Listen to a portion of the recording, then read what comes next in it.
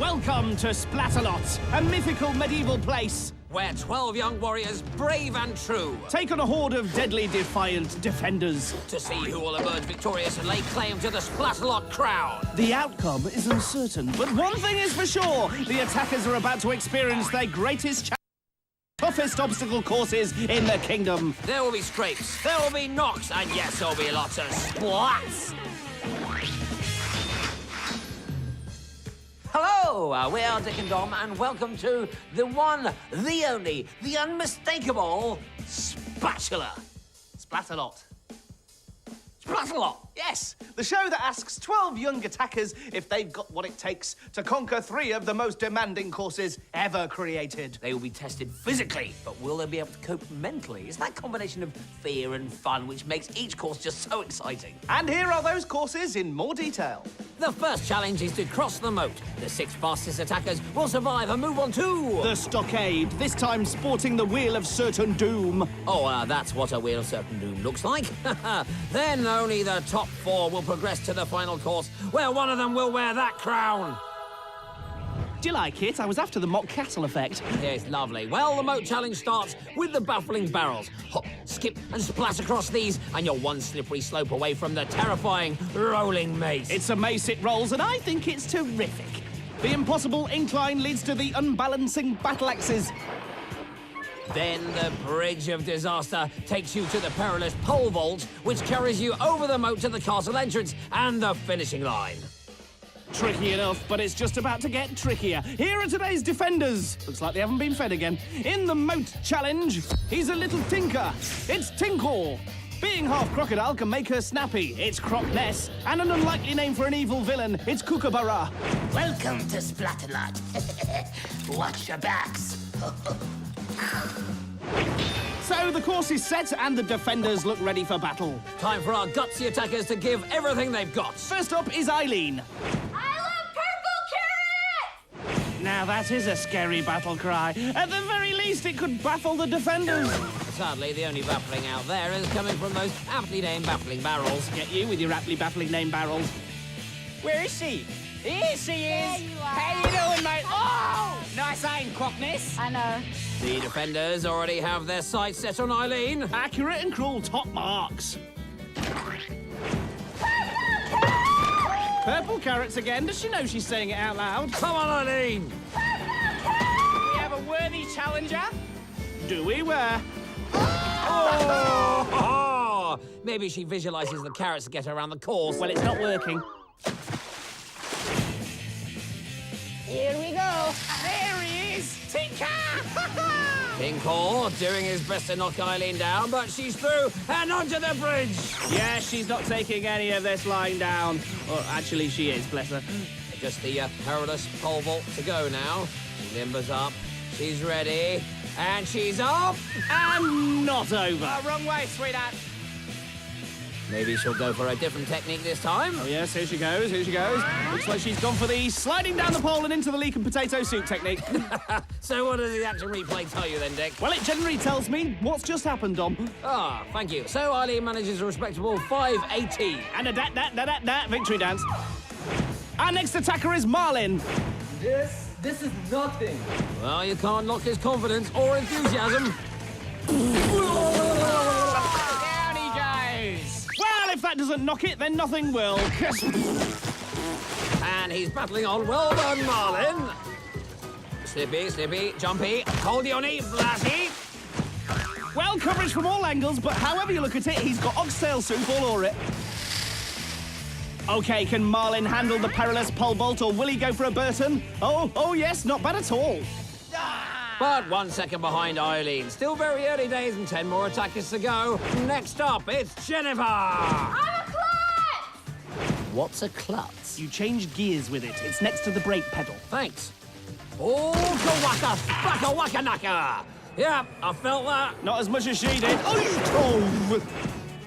Oh, she's putting on a brave face, though. How you doing there, sweetie? Oh, you scared me. You scared me every time. Classic. Nice to her face, then it's splat in her face. She's recovered and she's made it across the rolling maze. She's too nice. Let's move on to our next attacker, Arne. I believe I can fly! Well, I believe you're heading for a fall, my son. Yeah, that's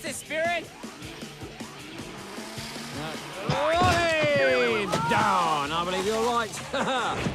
It's another corker of a fall. You know, the attackers are really taking some hard knocks. It's so slippy out there. There he is, putting his slippers back on. Slippers, get it? He slips a lot. And over the bridge. First. Oh, there he goes. He slipped again. Maybe he's wearing his slippers. Get it? Well, I just said that. Well, no, it wasn't funny the second, third, or fourth time either. Back to the contest. Jennifer over twice as fast as Arne. And he could be in trouble with that time. So then, what's your favourite obstacle? The rolling mace or the battle axes? Oh, definitely the rolling axes. I'm really tall! Oh dear, Janice is struggling. Any uplifting words of encouragement? Next. You know. Erblin's also struggling on the maze. Flappy splat! Both Janice and Erblin are getting splatted like there's no tomorrow. That's lots of splats. On to the battle axes. Erblin taking his time, must have a strategy.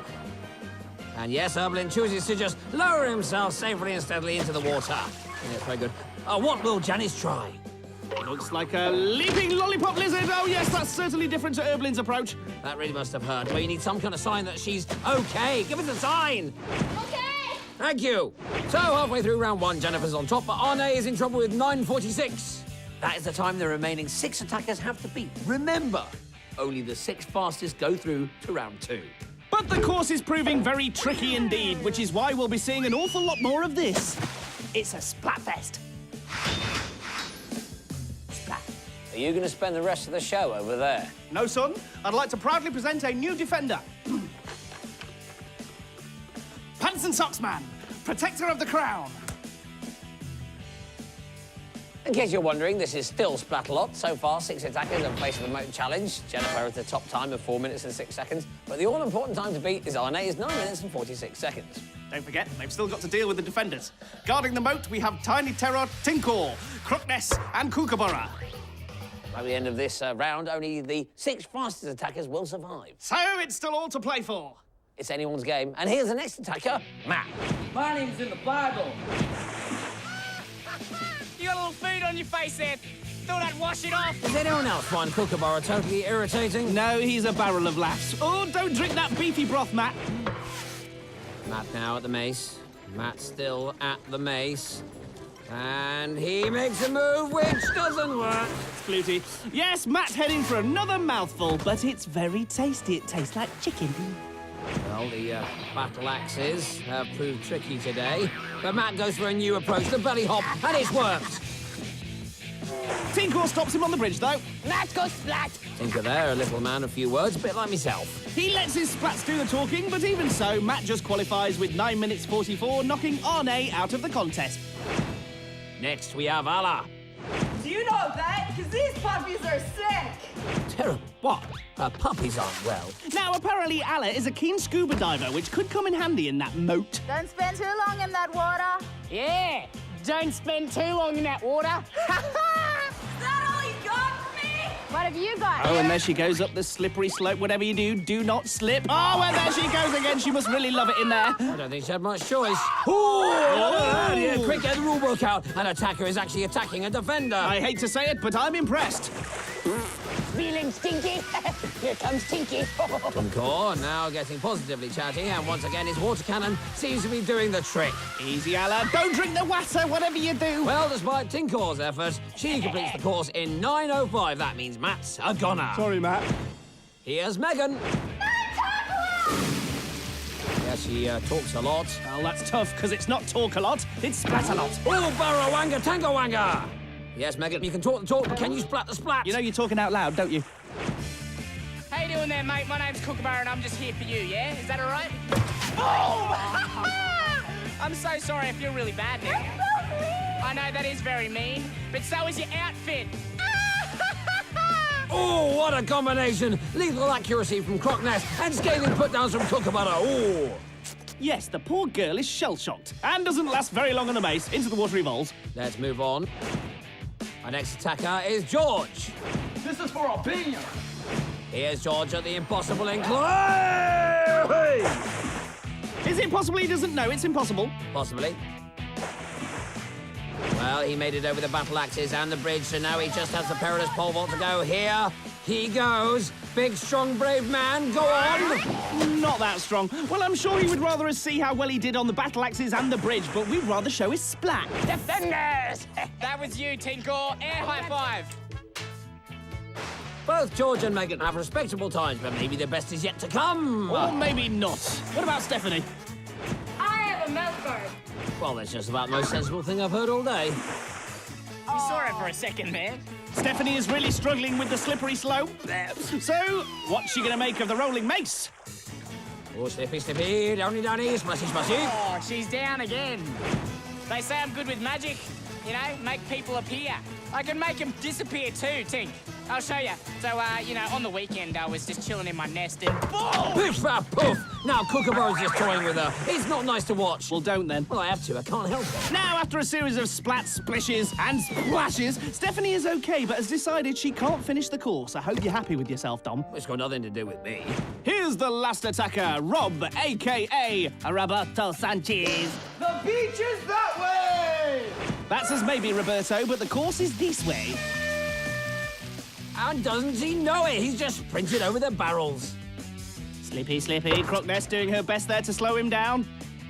Keep going, Rob. And there he is, just as fast over the rolling mace. Is this really the same course that everyone else was struggling with? Onto the battle axes, and again, he's making it look so easy. He even does a little bit of showboating. Our high-tech splatter reveals an impressive drop of 10 feet. Here, can I splatter-straight something? Look at that. Look, it is not a toy, and I'm going to tell if you don't give it back. Because you had it last time. They said I could have it for the weekend, but you broke it. All right, back to Rob. He makes it over the bridge, and it's just the pole vault to go.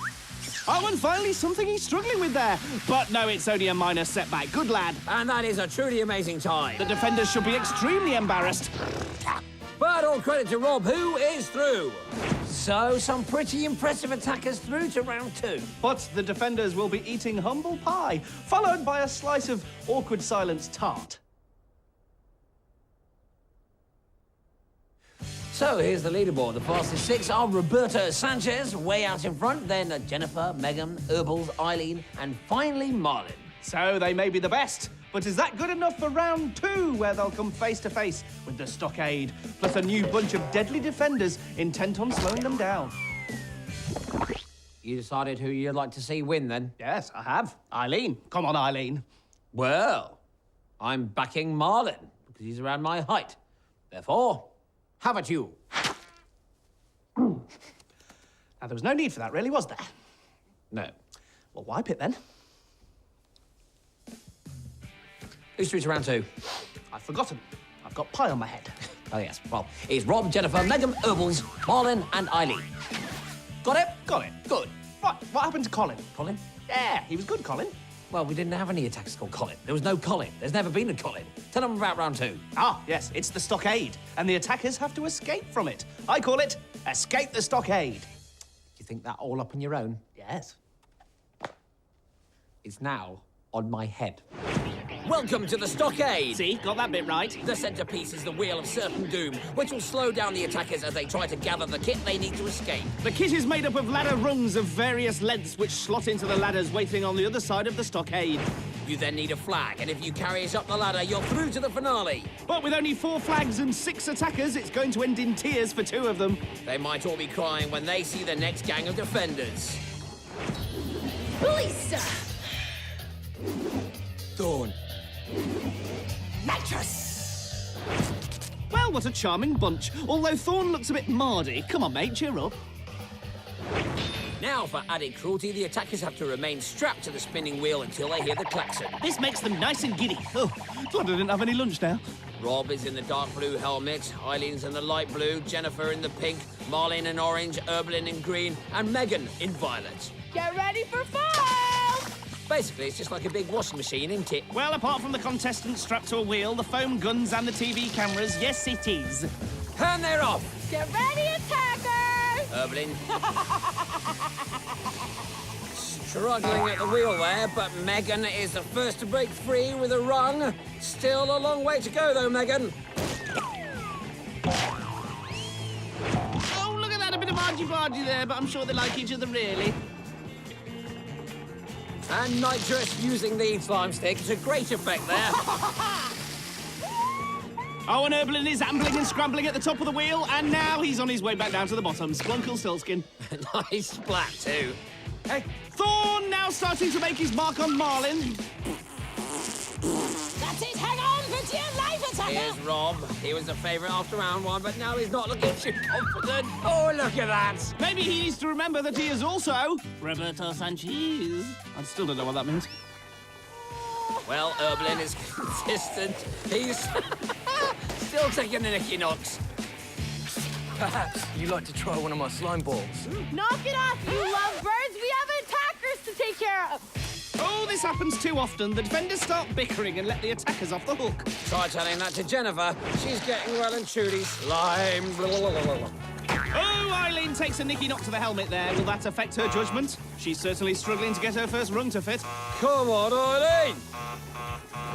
This is my ladder. Someone put it on mine. This is mine. I'm free. Oh my God, you guys put it in the wrong one. The wrong rungs are going in the wrong ladders. Do you suspect cheating? Yes, I do. This will become known as Laddergate. Too confusing. Well, the defenders are back on track, foaming and slime balling like foaming slime ballers. The splat rate is off the chart.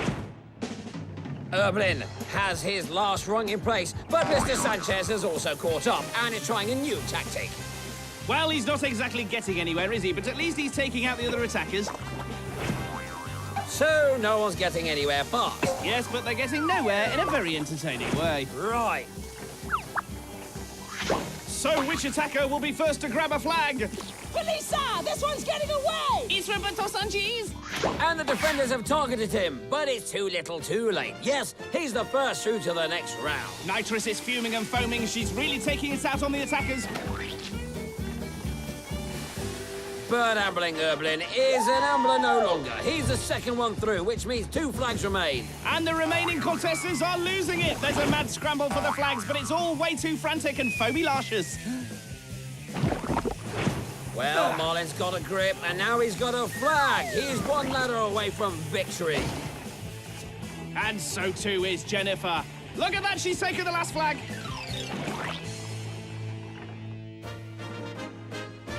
Marlin celebrates. Hang on, he's holding the flag upside down. Isn't that an act of treason? Oh, great. First ladder gate, now flag gate.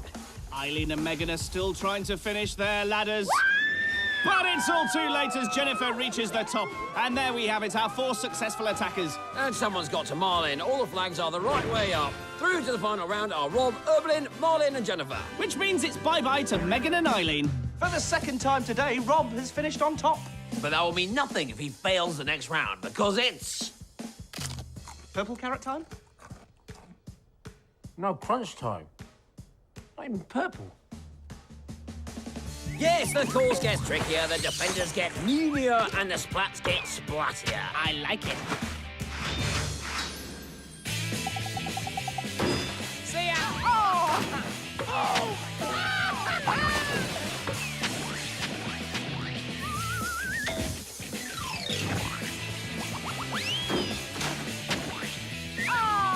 Down he goes.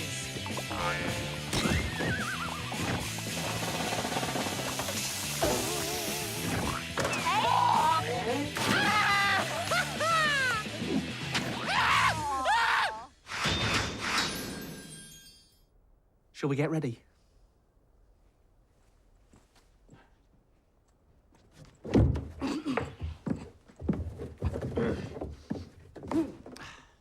Doesn't get better than this, does it? Too right. Although I'd like to think the Splatalot grand finale will be a slightly bigger spectacle than 2 blokes with fake tashes taking cover in a couple of dustbins. Fair point. OK, so here are the final 4. They have the honour of competing for the Splatalot crown, but only one will succeed in that quest. Trying to stop them at all costs will be all 6 defenders. How many? All 6. OK, Gildar and Scab have come out to play alongside Thorne, Tinkor, Knightriss and Crocness. What a lovely bunch. And this is what they'll be defending. It's the obstacle course of obstacle courses. Only one of our 4 finalists will finish and claim the crown. But they all start at the pole drop, then it's into the funky foam and over the terrible tottering teeters. The bouncy boys are next, which lead to the wondrous water wall and that all-important crown of Splatalot.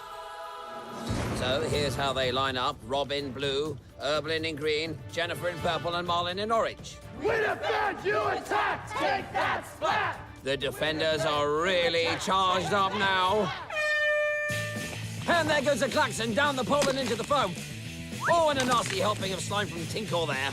How does the slime taste? They now make their way to the teeters, but it's not easy. First to totter is Erblin, Splooshy, then Roberto Sanchez, Splashy, Jennifer, Slimy, and Marlin. Oops. All four really making hard work of this. You know, you could spend ages trying to describe this show to someone, but these pictures say it all, really. It's actually quite poetic in its own way. Yes, I think that's pushing it a bit. No, bear with me. If you Yeah. slow the pictures down and add some classical music, you see. Something of beauty. Lovely.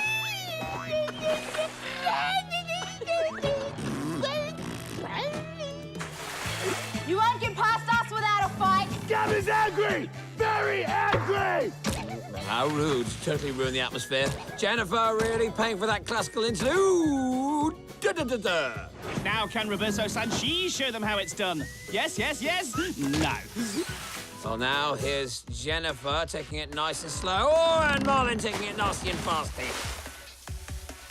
Erblin also going for the fast approach, but no, that's equally unsuccessful. Sorry, Erblin. It doesn't get any better in slow motion. But slow is definitely working for Jennifer. Despite Scab, her snail-paced approach has really paid off. Attackers! Can wherever you are. It's not a good sign when the defenders are so cheerful. Put Marlin off. It's time for you to let off a little steam. Don't worry, it's not real steam, but Erblin didn't know that, and suddenly he sprinted over the barrier. That's the fastest he's moved all day. Or you could cut the tension here with a knife and eat the atmosphere with a spoon. What, have you got to get forks? Don't be cutlery.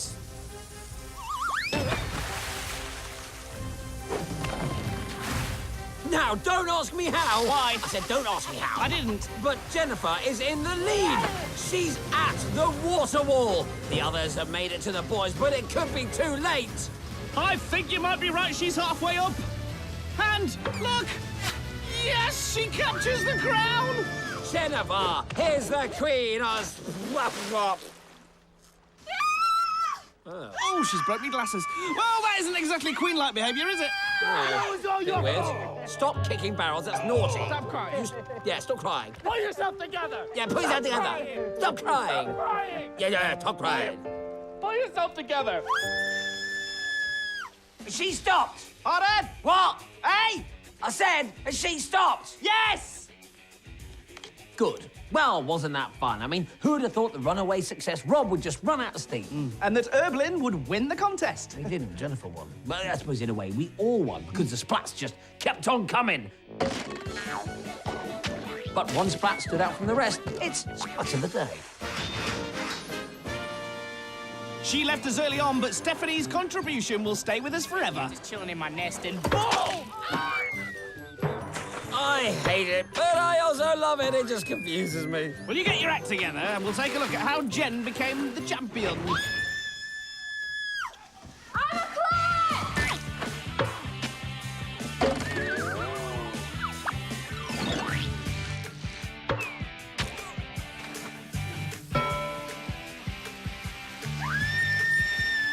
So if you missed the show, that was pretty much it in 10 seconds. One formality remains. Oh, yes. The changing of the underpants. Yeah. No! It's time to raise the flag. I'm the queen of the castle! Good! Now you can go and change your underpants. Splat.